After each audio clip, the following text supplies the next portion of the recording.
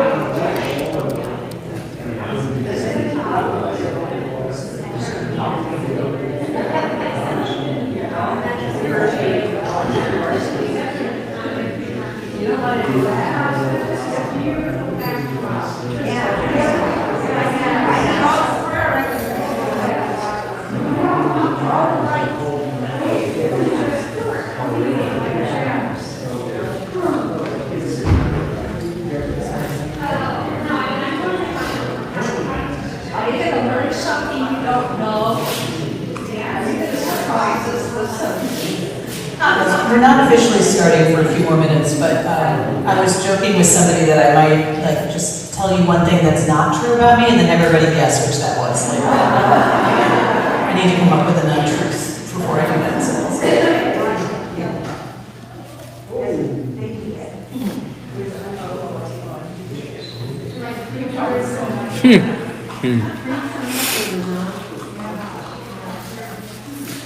Anytime.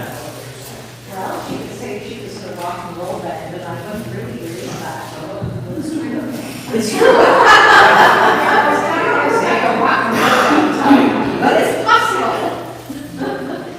Well, good afternoon, or it's probably good morning. My name is Toscaline, and on behalf of the Adult Education Ministry, we welcome you to a conversation with Mrs. Pastor Marci Glass.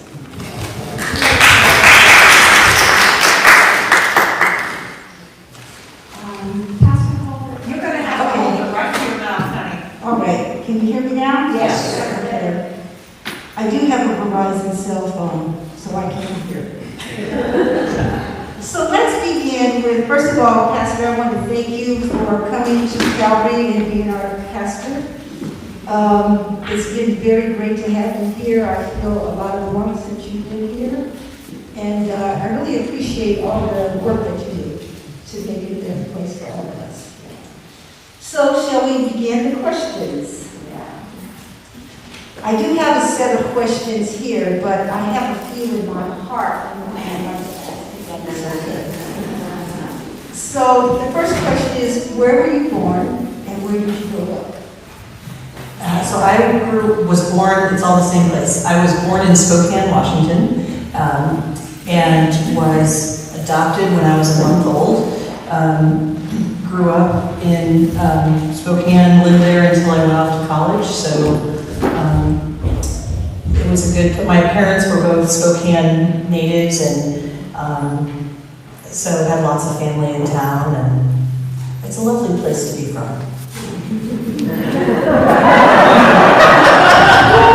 Well done, you guys are so good.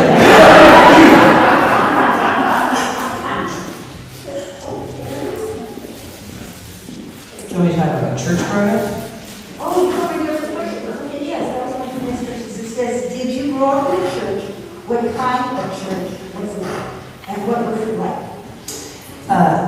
So when I was adopted, my mother actually was the secretary at a Lutheran church in Spokane. And so I spent the first, or I guess my second month of life in a playpen in the church office while she trained her replacement for me, or for the church secretary. But then by the time, and so that's where I was baptized, was in this Lutheran church. But then by the time my brother was born 2 years later, my parents had moved to First Presbyterian Church in downtown Spokane, which was where my dad had grown up. And so the only church I really remember is growing up at First Presbyterian. And I was, probably no surprise to any of you, I was the kid during the time with the children that always had a comment, and sometimes was doing my own different thing entirely, but had an audience and was really excited about that. So my parents, I think, were a little hesitant to send me down for the time with the children.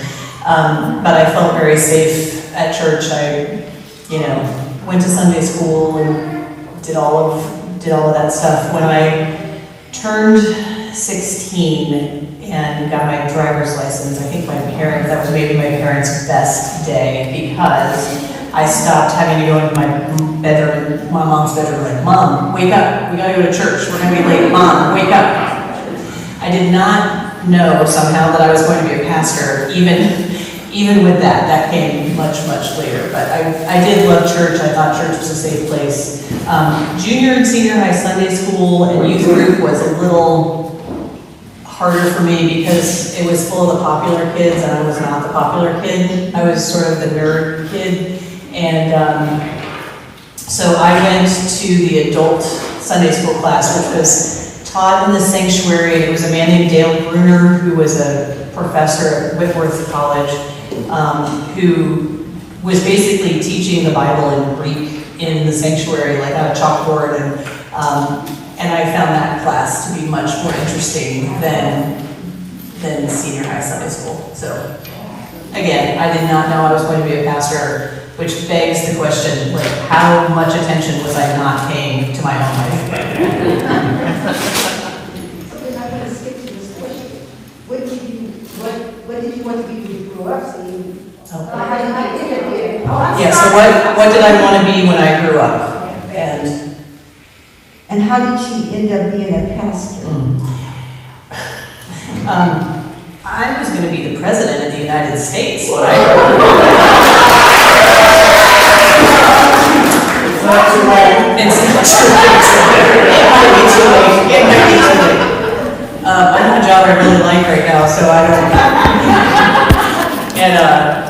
And let's just be clear, like, that is probably the one job that would be hard. Anyways, that's the nicest thing I can say. Yeah, I was going to be. I also, for a time, was going to be the first female CEO of a Fortune 500 company. That's been done, so whatever.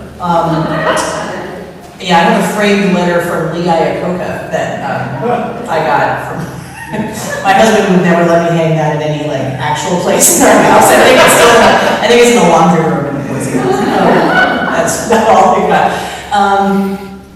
Yeah, I was really into politics, and which I didn't grow up in a family with politics. My family voted, but we never talked about politics. But I was really into politics. And I met Ronald Reagan when I was in high school. I went to Girls Nation. I was, I interned. I was at this page at the state house. I did all that kind of stuff. But the pastor part. Then the other job I was going to have that was maybe a little more realistic than the President of the United States was journalism. I was the editor of my high school paper, All the President's Men. That movie about Watergate was my favorite movie in high school. I watched it, I had it on Betamax, and I watched it all the time. And then I went to college and ended up majoring in history and deciding not to go into journalism, but not really knowing what I wanted to do with my life. And I was going to get a PhD in history, and then I realized, yeah, Jesus doesn't need that from you. But I really loved history. And, some of you have heard some of this story, but when I was in college, I got pregnant and ended up placing my son for adoption. And I can say that in one sentence now, but he's 32 years old. But back then, I couldn't say it in 20 sentences, and I couldn't do any of it without crying. It was a really hard time. Maybe I still cry. It was a really, really hard time. And going through that, the church was where I was safe. And my college, Trinity University, was also where I was safe.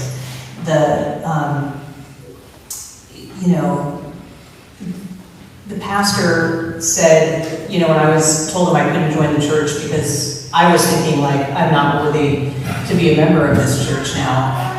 And when I told him why, and he said, when could you possibly need a church family more than you do right now? And so I was like, all right, if you insist, I will join this church, but I'm doing it under duress, and I think this is a bad idea, and you're going to regret it. And that church just took such good care of me. And even then, I didn't know I wanted to be a pastor. I'm really slow on the uptake. So I think the reason I ended up becoming a pastor after the whole history thing didn't work out, and after I didn't end up getting a job with the New York Times, the reason I ended up becoming a pastor is when you've received grace, and when you've expected judgment, what else can you do? I expected judgment everywhere I turned when I was pregnant. I was giving it to myself, for sure. And my church that I'd grown up in was a very loving place, but there was also that sense of like, if you're a good Christian, you're going to do the right things, right? You're going to behave, you're going to make the right choices. And, okay, maybe that works for some people somewhere. I don't know. It didn't really work for me. And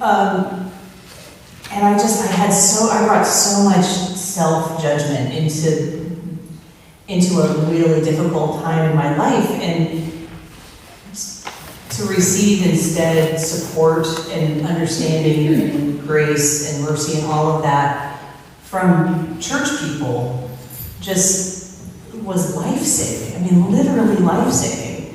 And now I can talk about it and realize that, like, turns out having sex isn't a capital offense. It shouldn't be a crime. It's just humanity being humanity. But I didn't know that when I was younger, and I hadn't been taught it in church. And when I finally did decide to go to seminary, it all stems from that, from receiving grace when I expected to receive judgment. So unfortunately, the pastor is very smart, which we already know, because she's answering before I can answer the question. She's poorly behaved. Well, it's very funny because I was going to ask you, how did you end up in seminary? But I won't ask you what happened when you went to seminary. So before I went to seminary, though, Justin and I got married a year after college, and we had visited the church that was right across the street from us, because how convenient would that be, right, to put a church across the street from you?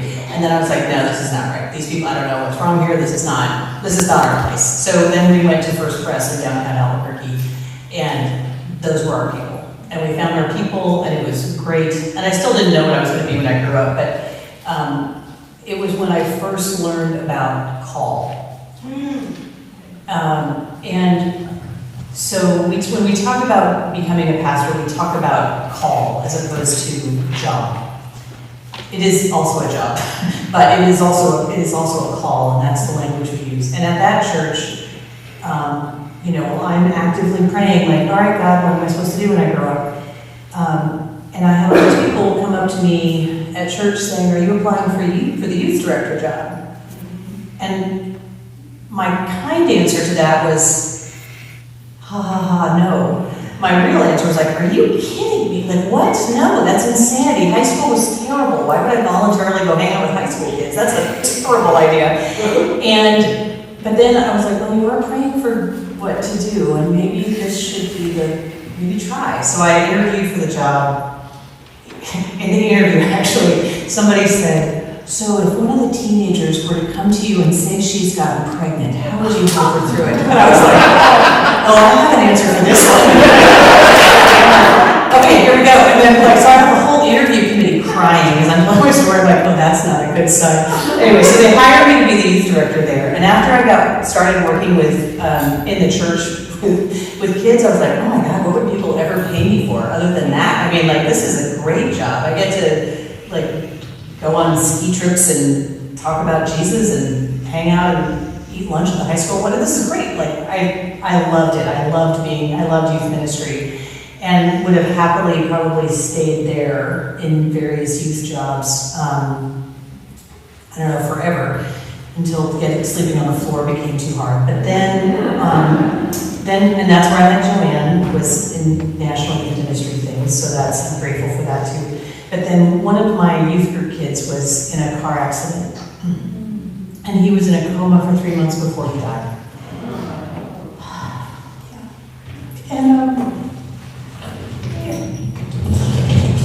And when Greg died, that was when I finally was like, no, you need to go to seminary. That was what finally pushed me out the door, I think, because, being a youth director is a great job, but being able to do a funeral and speak for somebody when they die is such a gift, and it's such a weird thing to think about, like, it's in the dying that you see the sacredness of things. But that's where I was like, no, you need to go do something else. This is the youth thing has been a good gig, but Jesus needs you for more. So that's what finally, sent me to seminary. Could you explain the difference between called, as a person being called to the ministry, and someone choosing the ministry?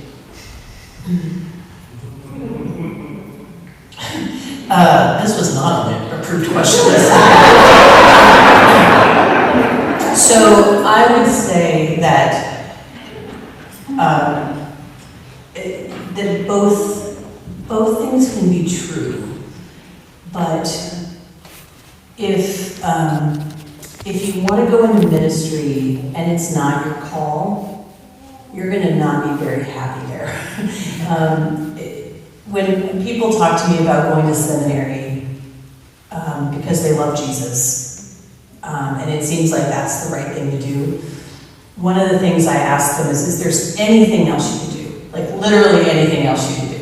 And they're like, oh yeah, I've thought about being a teacher, I've thought about this, law school, whatever. And I'm like, okay, think about those things some more. Because the call is the place where you just don't have another choice. It sustains you because it's not from you, it comes from God, and it's so you get kind of this sustained through things that otherwise, if it were a job, like, you'd be out, right? Because you are walking into such difficult moments that it's the fact that it's not your choice, I think. You have to respond to it. God doesn't literally drag you to seminary, or figuratively, but you do have to respond to it. But if there's another thing you can do, you should probably do it. I don't know if Victor and Joanne may have different answers to that. Resistance is futile. Resistance is futile. But boy, are we good at it. So, one of the other questions was, what brought you to San Francisco? But we already know because you're here and you're our pastor and our head of state. Head of state. I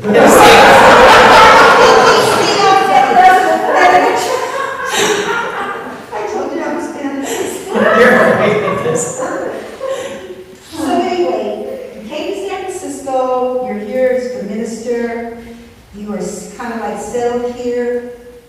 How is your family adjusting to you being away from him so much? well, the resistance is futile part goes with me coming to San Francisco too. I tried to put that off as long as I could. But the call is the call, right? And you have to do it. I think with my kids aren't home anyway, so for them, like, you know, it's less pertinent to their daily life. They're fine. I think it would have been harder. It would have been harder for me to accept this call if my kids were still young and at home. So I think the timing kind of all worked out well. And you know, in terms of Justin, so some of you I know still haven't even met my husband. He will be here. Somebody asked also if I was serious about not remembering Valentine's Day. Yes, I was. But things are fine. Everything's fine. I love you, honey.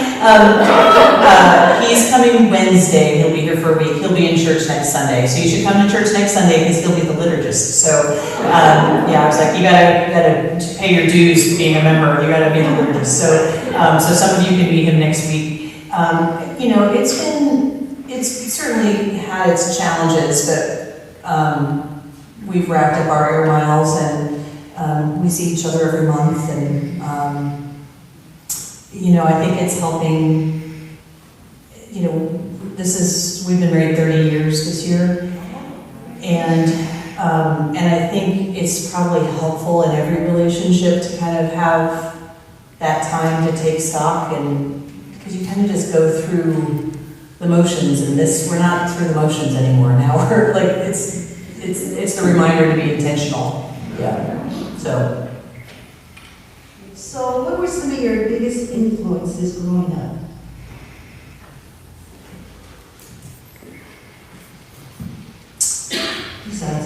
Besides God. I would say television. But I really, I mean, obviously my family and blah, blah, blah, all that, but I do think that somehow, like, television and movies opened me to a world that was bigger than the world I was living in. And I think that really mattered to me. My dad always had told me, like, you can be anything you want to be.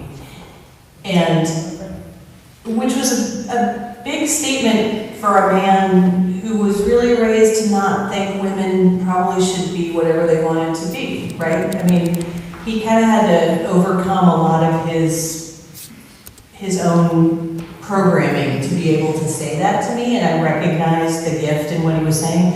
But then it just occurred to me not that long ago when he died that I don't think my dad ever thought I would have to leave Spokane to be anything I wanted to be. And I did, indeed, have to leave Spokane. And so I think just that exposure, like books and you know, I had some teachers who,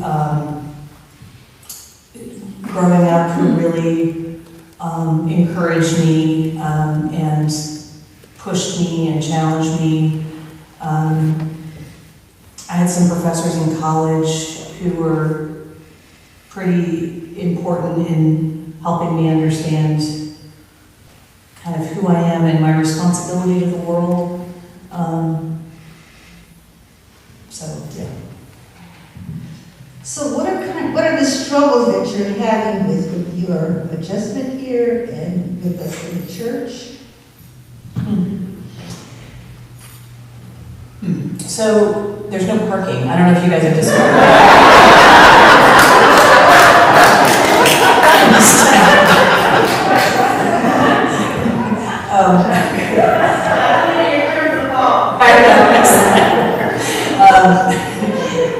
No, I think one of the challenges in truth is that when I moved here, everything was closed. And so I had to kind of, like, I learned how to navigate the city by walking or just not going anywhere, really. And so people were like, why are you taking the bus? I'm like, oh yeah, the bus. I totally forget about the bus. So I'm having to kind of relearn some things now that the city is coming back, which is good, but I still feel like I'm a little behind where I probably should be in terms of knowing, I was driving to somebody's house the other day and I'm like, look at this neighborhood, this is lovely, never been down here, no idea this whole down even existed, right? And I wasn't even leaving San Francisco. So there's just so many things I still have to learn. I think in terms of challenges here, I will say I would not have accepted this call if Calvary wasn't already pretty focused on using your gifts out in the community to help people. And so I know that there are definitely ways that we could do more of that. I'll say that, how's that? But I want to make sure you hear me say that from a place of like, we're in a really good place, right? This is a really good starting place. And I also think, interestingly, I know that the banner thing and all of that is still kind of a wound for some people and stuff, but I don't think I would have taken this call if that wouldn't have happened. Because I think it helped you have conversations, speaking of the sermon today, it helped you have conversations you didn't want to have, helped you deal with stuff you maybe didn't want to face. And so by the time I got here, you'd kind of gone through some of that. And so while I know that it's still kind of a painful memory, I hope you can also see that you're through it, right? That you've gotten through it now to a place where it's not the issue and you can now just kind of do the work, do the things God has given you to do. So, sure, every church has challenges. Y'all have far fewer challenges than a lot of churches. I hope you know that. I hope you realize how good we have it here. And both in terms of just people resources, financial resources, everything. Everything. We're coming out of this pandemic in a really good place. I have a lot of friends out there who are pastors and who've been just doing every single last thing in their churches, and they are just on empty. They don't have anything left, and they don't have any sign of the cavalry coming for them either, right? They're just sort of on their own, and I feel very fortunate to be here and to not feel like that. Well, I thank you personally. I'm sure everyone else does too. So, now when you met your husband, Justin, did you tell him you were going to be a pastor, or what happened with that? Yeah, well, so to be clear, both of us were a little wrong on what we thought we were going to be when we grew up, when we met. We started dating senior year in college, and at that point, he was going to get a PhD in atmospheric chemistry or something like that at the University of Alaska at Fairbanks. He got a National Science Foundation fellowship, and so he was going to be moving to Fairbanks to get a PhD in chemistry in Alaska. So, and I was thinking about law school, I was thinking about all kinds of stuff. We did talk about church. He's got a lot of ministers in his family. Both of his grandfathers, an aunt and uncle. He's got a lot more ministers in his family than I have in mine. And but so he knew, so church was important. It was a thing, but no, he did not sign up knowing this. About a month before we got married, he was like, hey, so what if instead of moving to Alaska, we moved to Albuquerque and I went to medical school? And I'm like, okay, I guess I'm canceling the U-Haul. And so we kind of made plans, like we shifted pretty quickly right before we got married. And so, we've kind of been in for that change. So yeah, so he may not be your typical pastor's wife. He doesn't. Zero pastor's wives at Calvary. We could use a few, right? Like somebody to play piano for the women's circle and make cookies.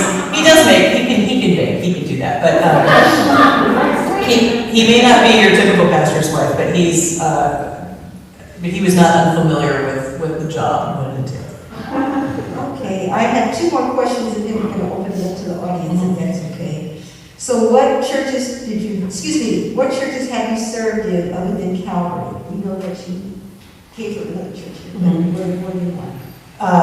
So actually my very first, I would say, was the United Church of Palmer, Alaska, and First Pres Wasilla, Alaska. I was a volunteer in mission for a summer, where I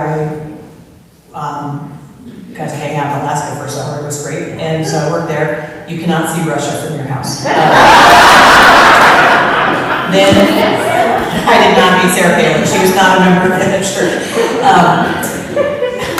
Or maybe I did. I don't know. She was not a member of that church. I don't recall meeting Sarah Palin. That was a long time ago. Then First Pres Albuquerque. Then we moved to Olympia, Washington for Justin to do his residency. And I worked at Westminster Presbyterian Church in Olympia.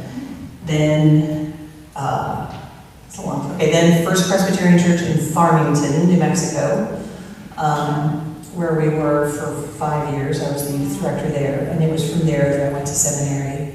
And then I was at Southminster in Boise for 12 years as their pastor, and then here. So I do have one question. I grew up in many churches, Baptist, that's why I say amen. Amen. And I was actually a Methodist church because my grandmother got tired of being in church all week, so we went across. Much more efficient. Yeah, and they didn't want you to say amen. So, but then I kind of oozed on up here to Calvary, and some of you didn't want me to say amen. But anyway, were you appointed here, or how does the Presbyterian system works? I don't know if I'm saying this correctly, but when you're like in a Methodist church, you get appointed just from somewhere for 5 years and you get recruited out. So how does the process work here at Calvary? Yeah, so in the Presbyterian church, there's three main types of church governance. One is congregational, where like in the Baptist church, where the church can say, Amy, you're the pastor, welcome, congratulations, and just you get called up out of the people or whatever. There may be different processes, but it's entirely congregational based. The other end of that would be the Episcopal style or the bishop style, and that would be in the Catholic Church, the Episcopal Church, the Methodist Church, where there's people kind of on high who have the authority to say, okay, Marci, you're going to go over here, you'll be here for 3 years. And we're, of course, stuck in the middle where things are complicated, and we're a little bit of both. So there's the presbytery that kind of oversees it, and the presbytery could have said, no, she's a terrible candidate for this, you need to keep looking to your search committee. That very rarely happens, but it does happen some. And then the congregation has to confirm it. So nobody could have forced me to leave the church I was at in Boise. But if you're open to kind of listening for the call, and then 10 different people tell you you should apply for this church in San Francisco that's looking for a pastor, and eventually you decide to listen, then from that point on, it's sort of that mix of, it was my deciding that resistance was futile and it was time for me to listen. The congregation voting, the presbytery saying, yes, this is fine. And so we're kind of in that middle where authority doesn't rest just with me, it doesn't rest with, the Presbyterian Pope, who doesn't exist, it doesn't rest all in the congregation. So my last question is, what brings you joy these days? Going to Warriors games. I really do love, it's so much fun to be at Warriors games. It's a blast. I love, especially when they win. The other night, Thursday night, was not as exciting as last night was. I enjoy getting to know the city. I'm trying to say yes when people just hey, do you want to do this? I'm trying to say yes, even though sometimes I'm tired, or sometimes I'm like, maybe I just want to sit home and read a book. But so some friends invited me to go see the elephant seals on Friday, and so we made a plan, and it was obviously a lovely day for it, and so I'm trying to, so those sorts of things. Pictures I get of my granddaughter, so my son Eric, who plays for adoption, he and his wife Ashley have a 6-month-old baby girl named Audrey, and like he sends me funny videos of, pictures of her. That brings me joy. I'm gonna go see her in a couple weeks. And what else? Yeah, and pizza. Also pizza. I was thinking about that when Joanne talked about the love we have for pizza. I'm like, yeah, that's a real thing. The love we have for pizza. Do you have any recommendations of good pizza places? No, I'm open to all of yours. I still, like, when I go back to Boise to see Justin, I say to see Justin, it's really to go to this one pizza place and then to see Justin so I haven't found my favorite one here. Well, thank you very much, Pastor. Now we're going to open up the questions to the congregation. And, Jasmine? give it a mic? No, she can just follow that. She can just follow that. Marci, I missed the intro part, but what has music done for you? When did you start singing in the choir, and then later playing cello? Sure, so she asked about music. So I started taking piano lessons when I was in maybe 1st or 2nd grade. And the woman who taught me was a friend of my grandmother's, and she was, I was in 1st grade, so I would have thought she was old anyway, but she was legit old. Like I think she studied under Mendelssohn. I'm not making that up, but like she was in her 90s when she was teaching me, and her hands were just gnarled, and then she'd sit at the piano, and it was just amazing. Even as a 1st grader, I remember thinking like, I don't know what just happened there, but that's remarkable. She had this amazing thing. So anyway, so I took piano for a couple of years, and turns out I'm not that great at practicing things. And like my grandma would I'll give you a quarter. I'm like, nah, that's good, I'm fine. So anyway, so I took piano for a couple of years. I switched to cello when I was in 3rd grade, and then played cello until I went to college, which mainly because I couldn't afford to fly my cello back and forth to Texas. It was, I'm certainly not putting it in the hole of an airplane. And so I kind of stopped playing that for a while. I didn't really sing much other than like hymns in church until, I don't know, I guess I sang at a friend's wedding, and I sang a little bit in like a praise group when I was in Olympia, but hadn't really done much in a choir. 1 year in college in the chapel choir, but most of my life was more orchestra. And in most of the schools I was going to, you kind of had to choose one or the other. But I'm glad I still have my cello. I'm glad I still, kind of have that music available to me. I took voice lessons. I never took voice lessons until a couple years ago, and I did it mainly for speaking, just for preaching, because I figured it would be helpful for my preaching. And then discovered I was a soprano, which was shocking to me here, because my speaking voice is not a very high voice, and I'd always, a few times I was in a choir, they put me in alto because I could read music.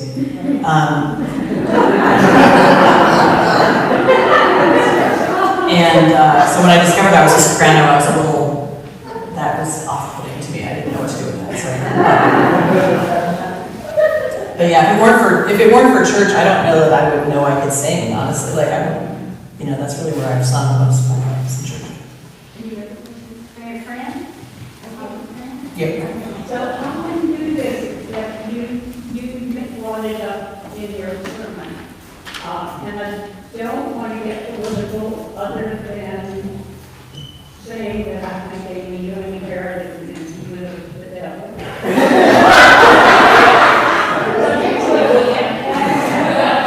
You were talking about the fact that you struggled with not feeling loved by your birth mother. Mm-hmm. Yet you had a son that you sort of gave up who knew he was loved. So what do we do, because we're gonna meet, especially those of us who work with disadvantaged communities, we're gonna meet more and more and more women who are not able to have abortions, they had to have unwanted children. Yeah. So how can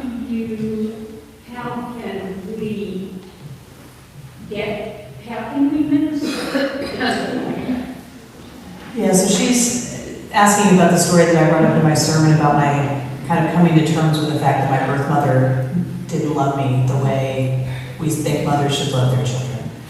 And how, you know, in a world where abortion rights are being eroded every day, what are the implications for all of the people who will be born in ways like I was, right?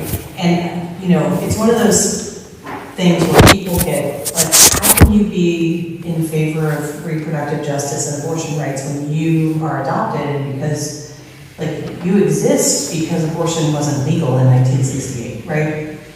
And it's one of those complicated things where both things can be true. Like, I reckon, like, my birth mother went through a lot that she didn't want to go through for me to be here, and it didn't make her love me, and it's hard when your very existence comes about because of somebody's greatest pain.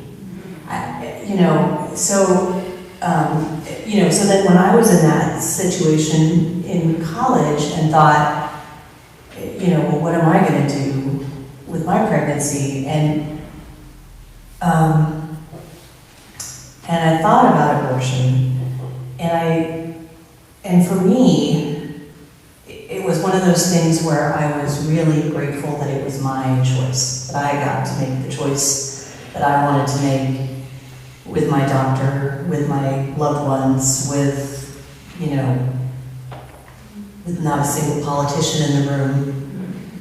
And there were a lot of things that could have been different, that would have changed the choice that I made. But I was able to do what I wanted to do, which was to give birth to my son, who I love more than life. And I was not able to raise him. So, part of my 7 years of counseling has been recognizing that just because I'm adopted and he's adopted doesn't mean we had the same experience in any way, shape, or form, right? I mean, I can say that in a sentence, but it took me 7 years to figure it out.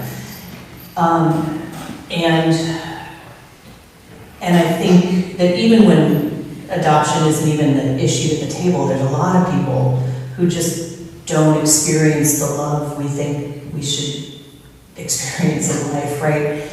There's a lot of people out there who were raised by the parents who wanted to give them life, and it still doesn't work, right? Humanity is hard, and life is hard, and the best we can do is sort of support each other through it. And I think the thing that's been helpful to me is to be able to speak what is true and give people space to kind of speak a different truth. And there's a line from Isaiah that we use in worship, like, can a mother forsake her nursing child? So, and then Isaiah goes on and talks about such is God's love. Well, the truth is, Isaiah, yeah, a mother can forsake her nursing child, and it happens all the time in our world. And so how can we,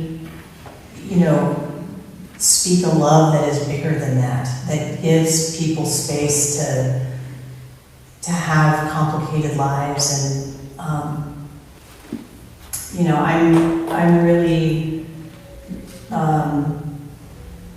one of the things that going through all the adoption, finding my birth family and everything has done for me is I've always been thankful I was adopted and grateful for that. And that became more true after I met my family, as much as I'm grateful that I met my birth family.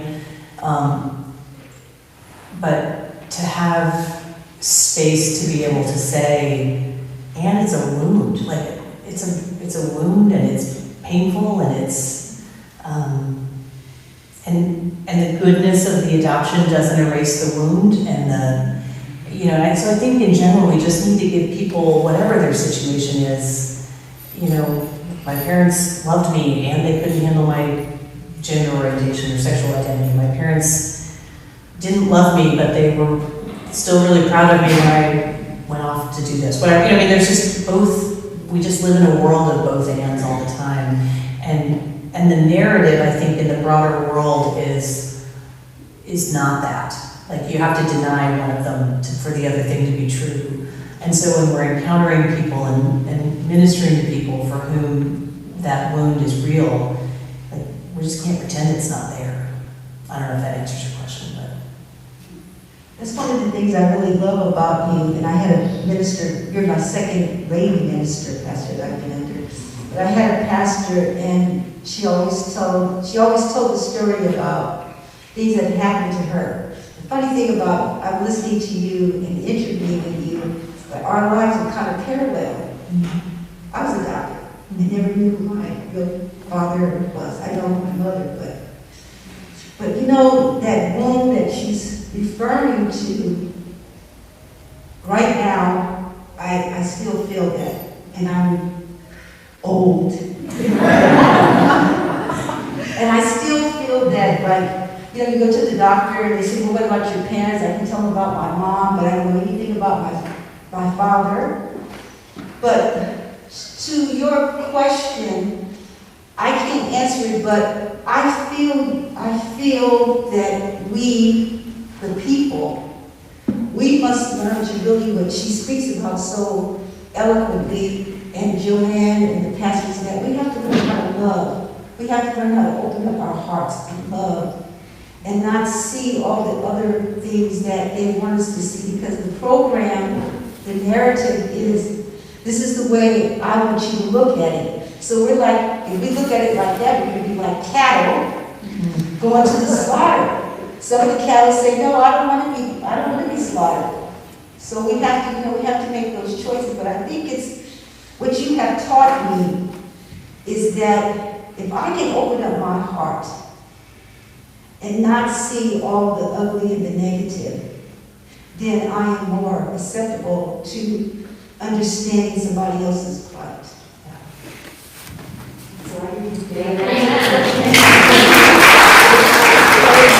Any other questions? Now's your chance. You may not get this again. You can get this again. Marci is always willing. I talk all the time. Well, if we have no further questions. Uh-oh, here we go. I know warrior games are fun, but why, Marci? So, I cannot play basketball to save my life. Like, I'm dribbling and moving the same, like, forget about it. It's just not a possibility. But I love watching basketball. And in my family, the rest of my family can actually play basketball, and they're pretty good at it, and they enjoy it. But watching basketball is something that I've enjoyed. And even in high school, I was the manager, like the scorekeeper person for the JV boys team. So like I would ride the bus to the gyms and like keep score in the little book I wouldn't ride a bus home with junior high or with JV boys because that bus smelled terrible. But I would ride a bus to the games. And so yeah, I've long enjoyed watching basketball. In Boise, we'd go to Boise State games and that's fun, but here, so Alexa Frankenberg and I went to a game last spring when things kind of opened up again, and we were like, hey, this was fun, we should get season tickets. And we had been told that, like, the wait list is years long and you'll never get them, and so we're like, well, we should get our names on the list now then. And so, you know, we got our names on the list, and then they called, they're like, come down and pick up your tickets, and, you know, choose your seats, and I'm like, oh, now, oh, this is happening now, okay, all right, good, so I'm gonna be a season ticket holder right now. So anyways, Will Bonner and Kimberly Pate, Alexa and I share a season ticket, so. Amen.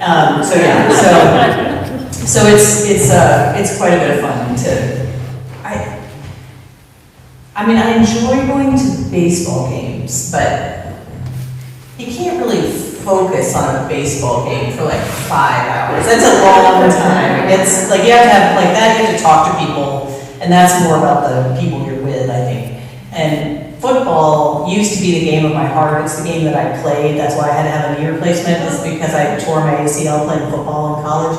And I love football, but I can't, it's just hard to be excited about the NFL. Like, they keep just hiring people who are violent and abusive, and they keep giving them outs and like, I just like, what are you doing? Like, I don't know.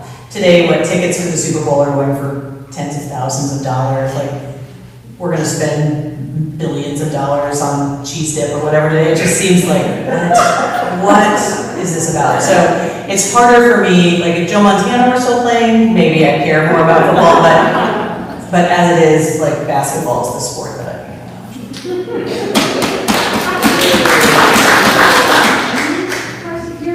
Your adoptive parents, were they supportive of your putting your son up for adoption? And were they supportive of you seeking out your birth mother? Yes, so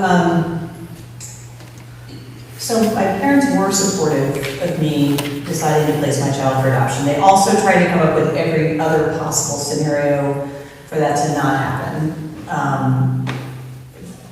But ultimately, as you may have discovered about me, when I make up my mind, I've made up my mind. And so they did support me in that.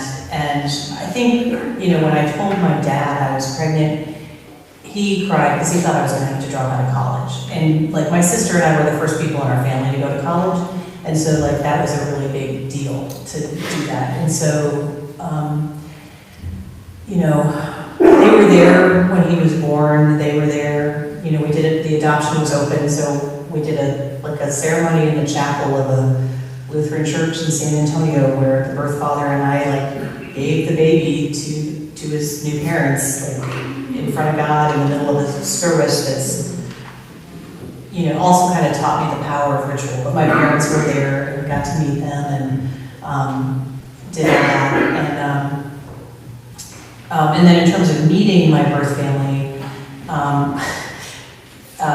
yes, my parents were in favor of that because I think they had some questions for my mother, like who in the world is responsible for this woman and how, like, because I was a lot as a child, and I don't think my family was quite ready for me. I was a whole lot. And so I think they really wanted to like figure out like, who do we get to say thank you for this, right? I mean, you know, I'm kind of joking, but so when I got my birth certificate, actually it was my adopted mom who told me that Washington State had opened their records and that I could apply for my birth certificate. So she was the one who told me about it. And then my birth mother didn't want to meet me originally, but I did meet my birth father's family, and my parents and sister went with me to do that. So they met that family at the same time that I did. And so yeah, they've been very, you know, I think they wanted to see where I came from. Okay, I want to stay on time, and I do value everybody else's time. Are there any more questions? Any comments? Well, Thank you.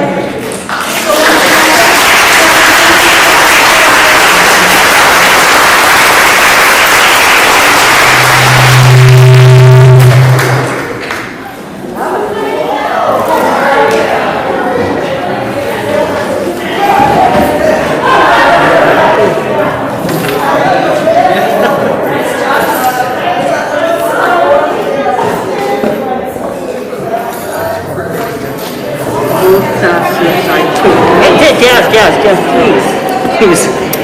I need to focus.